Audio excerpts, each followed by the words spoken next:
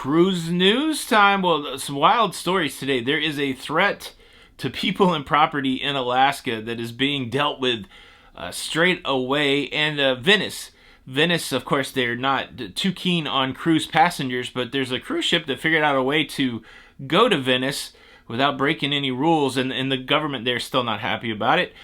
Game of Thrones. Do you like Do you like the Game of Thrones?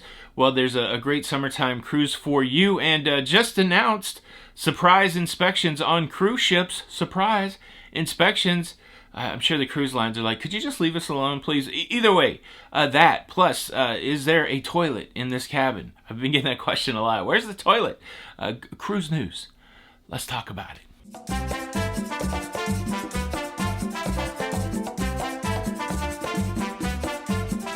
Hey, what's up, everybody? Welcome to Lido, Loca. I'm your host, Tony, here with the latest cruise news and views. The cruise news and commentary show brought to you by myself, young Anthony Barnett. How about that? Now, welcome to the show. Hope you guys are doing great. It is Tuesday, I believe it's the 26th of July, day 4 in my 99 square foot cabin. And I've got some cruise news and commentary for your face. Cruise news story number 1. There is a problem in Skagway, Alaska, and the problem is a big old boulder that sits right above the cruise dock. Now, there's been some rock sliding recently, and the people that own the port there, which is the White Pass Railroad, they have engaged some people that are experts in rock slides, some geologists, some other type people, and they've had the whole thing assessed and reported back to the government there in Skagway, and the assessment is, well, it's not good. There's some big rock there that has been moving quite a bit over the last few years, slower, now faster and faster. And so there's some concern that there could be a rock slide that would dump much of that big rock right to where passengers are walking on the dock. And so this has become a problem. There was a rock slide earlier this year which caused cruise ships to change how they let passengers off of their cruise ship. Some had to tender, some had to move to a different part of the dock. And now they've taken it to the assembly. And the assembly there, the first recommendation was just to close the dock down.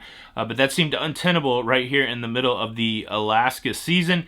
And so they've rerouted the pedestrian traffic, the cruise passenger walk-around traffic, away from the rock slide area. I don't know what that's going to look like. Unfortunately, being out at sea, I don't have my archival footage, but I do have some good footage of that whole dock area.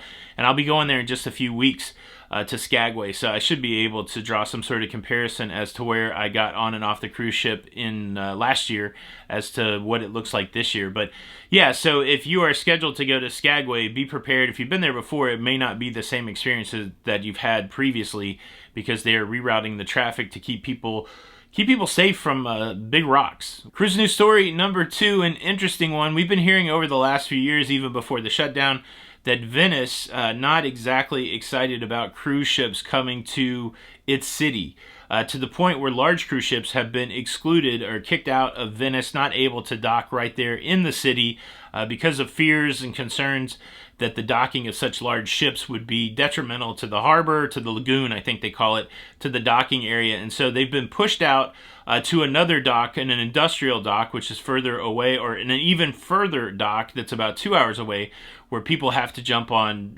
buses, take a 2-hour trip just to go see Venice, Italy, cruise passengers. Now, something interesting happened a few days ago, but kind of an interesting workaround to this situation.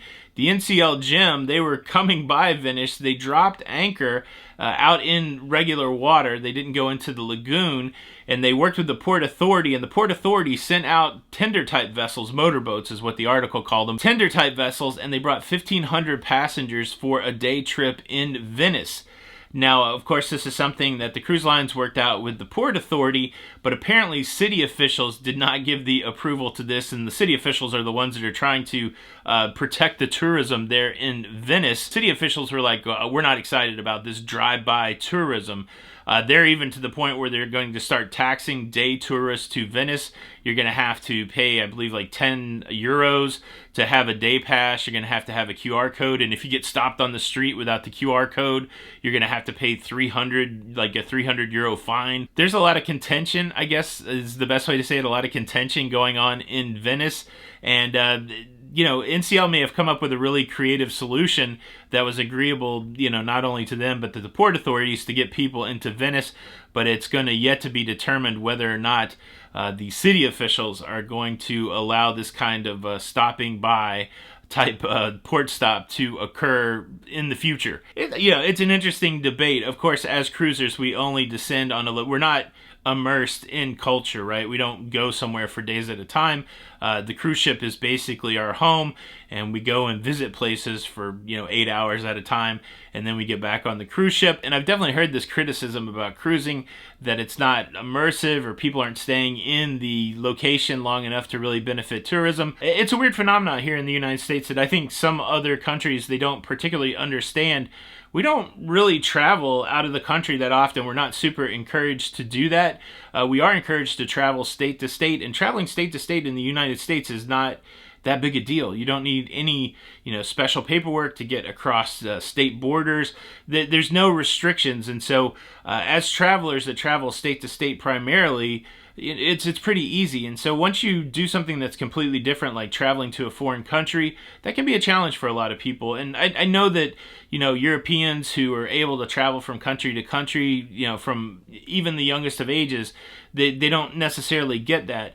But in the United States, cruising is one of the best ways for people that are, spent most of their time traveling state to state to even understand what international travel is about. So for one, I'm excited that the opportunity exists for people to cruise. It is frustrating that some of these great classic cities like Venice would, not really want to welcome cruise tourism. But yeah, I don't know. It'll continue to play out over time. We'll track along with it. But interesting that they found a way to get some passengers into Venice using the drive-by, as the local officials called it. Interesting stuff. Cruise news story number 3, and really it's just me fanboying. I enjoyed the TV show, Game of Thrones, the HBO series Game of Thrones, and much of that was filmed in Croatia. And now there is a cruise company there called Sail Croatia that is offering a Game of Thrones cruise this summer. Now it's interesting, it's on a very small vessel, 38 passenger vessel called the Molly Anti, and it's not that expensive. It's only $1,400 per person. Of course, you have to get to Croatia. But what they're going to do is they're just going to give you a tour of all of the great locations, filming locations for Game of Thrones. It's like a 5-location tour up and down the coast of Croatia, ending in Split, Croatia, which if you've ever seen any pictures of Split or any footage of Split, what a beautiful spot in the Mediterranean. It's on the other side of Italy. It's on the backside. It's the area between eastern Italy and then, of course, western Croatia. A lot of times we think of the Med on the other side of the boot.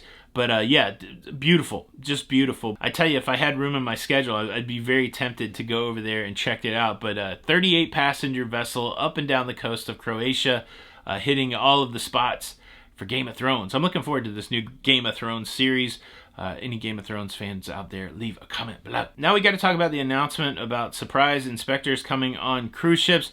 I also have to answer the burning question, is there a toilet in this cruise cabin? But before we get there, let me quickly invite you to subscribe. If you like staying up to date with everything that's going on in cruising, please consider subscribing with the notification bell on. That way you don't miss out on any of these episodes. Thank you in advance. All right, let's swing it back to Alaska. Let's swing it to Glacier Bay National Park. One of the most beautiful and majestic things I've ever seen were the glaciers there in Glacier Bay National Park. The way it works as a cruise destination is cruise ships sail into those waters. They don't stop, they don't dock at the glacier per se. You can get to the glacier through other stops like Juneau, but when you see on your cruise itinerary that you're going to Glacier Bay National Park, that will be a day that you stay on the cruise ship and that you observe the park, that you observe the glaciers from the cruise ship.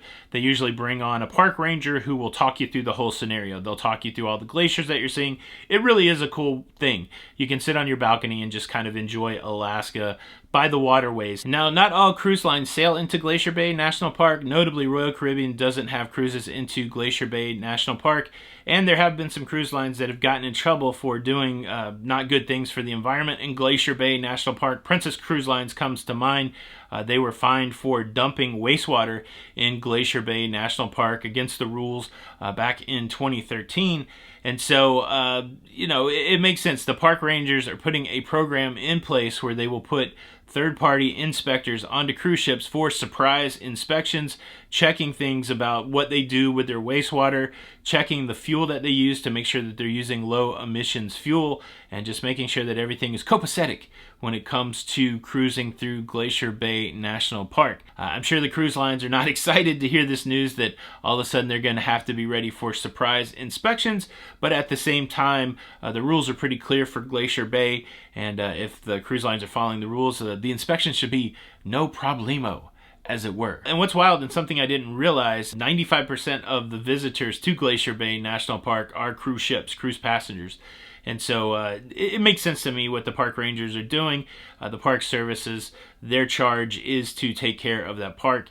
And so whatever they need to do to make sure that the people that are coming there, the ships that are coming there, are doing the right thing, I get it. A little more overhead, obviously, for them and for the cruise lines.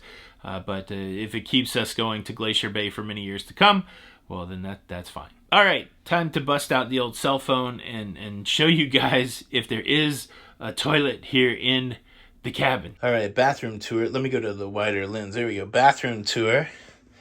Here is the sink area. Get some towel storage down there. Look how teeny tiny the sink is. I like that they put the soap dispenser here so you don't have to deal with some soap. I've been drinking the tap water. Love it. Feeling good about it. Cubbies. Bright light. Then let me back out a little bit. You got the shower here. Shower stall. And it's plenty big. I mean, I fit in there. I am 6 foot tall, about 370, big belly, and I'm able to do a full 360 there and get everything. I wish it was a little taller, as usual. My head, you know, it's hard to get under the water somewhat, but other than that, not bad. And then the burning question, is there a toilet? There is. So you have this whole room here. It's not huge, you know. I usually, when I do my business, I usually leave the door open, but it's well ventilated, and yeah, it's been fun. So there is a toilet, and then there's the rest of the cabin. There you go. How about that? How about that? There you go. It's a water closet with a door and everything. I hope you enjoyed the show. It's time for you to sound off. Leave a comment below and do me a solid. Hit the like button. And unfortunately, if you do not hit the like button on your next cruise, well, your toilet won't flush, and you won't find that out until the worst possible moment. You won't be number 1 in their book. You'll be number 2. You get what I'm saying? My toilet's working fine, but that's going to be your punishment. Well, mine's fine because I hit the like button. All you got to do is hit the like button. Hit the like button. This is Tony for Lido, Loca. Until the next time, we'll see you. Number 2 is like a euphemism for poo-poo. Did you get it? You get it? It's funny. Okay? Thanks.